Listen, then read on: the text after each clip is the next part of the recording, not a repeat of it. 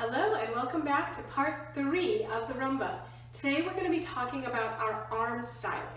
Our arm styling comes from our body movement.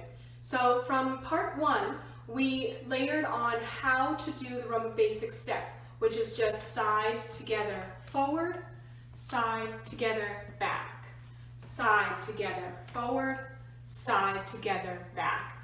In part 2, yesterday, we talked about the body movement.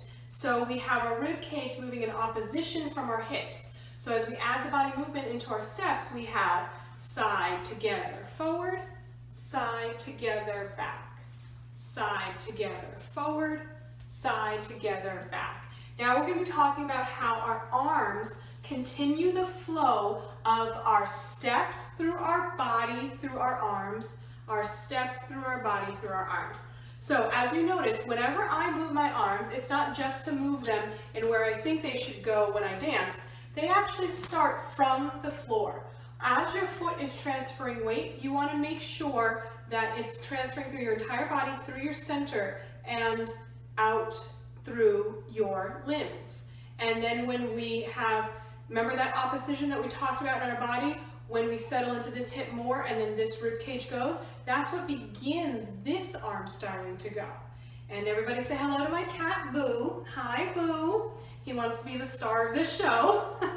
So, whenever we're moving our arms with our body, we have side together. See, notice that this rib cage starting to go and the arm will go too. Together, forward, and then as I settle into this hip, this rib cage begins and my arm starts the flow. Side, together, back. Side, together, forward, and side, together, back. So if you want to continue to extend that arm movement, side, together, back, you're going to move your arms where your body is sending that energy. So notice I don't just send my arm out, put my arm up, bring my arm down. It's moving because my body is sending it in a direction, and it's moving to lead my body motion as I go. So if I'm going to go somewhere, these arms, notice they're very connected to my body as I move. They are never moving just randomly and independently. So if someone tells you where to put your arms when you're dancing, take a step back and think about, am I just moving my arms because someone tells me it has to go here when I step? Or is it moving because my body is sending my center, which is sending the energy out through my arms? So that is the most important thing to think about. Whenever you're dancing and you're given some arm styling, think about it, is it just, I go here and my teacher says that my arm goes out with my foot. No, it goes out because your body sends that arm out. Your body sends that arm to go in a direction. We're never just going here and here. We are always traveling because the body sends the arm movement, and our arms will continue that movement and continue that flow. We can rein it in a little and keep it more tight. If you notice, if I'm reining my arms in, it's not because I'm just deciding to keep my arms in and my body's going to continue with all of the bigger movement. If I'm reining my arms in from a more flowy movement, it's because my body is giving that flowy movement. But if I'm choosing to rein it in, notice how my body movement becomes smaller, more compact. And if my arms show a staccato movement, it's not because I'm choosing to go short in my arms without the feet from the floor. So if my arms are going to be showing a staccato movement, it's because it's matching the rest of my body movement.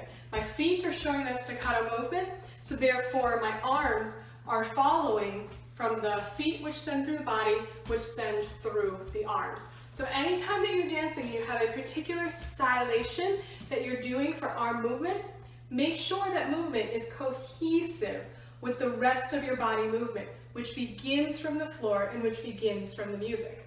So we're going to turn on some music and let's see what the music tells us to do in terms of styling.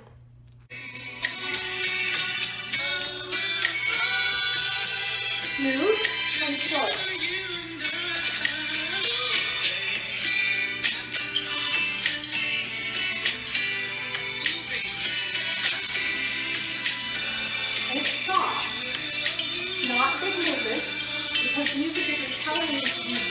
about things. If I dance big, it wouldn't match the music. So it's subtle, quiet, and very understated. So your movement should be quieter, subtle, and understated to match the character of music, the character of the dance.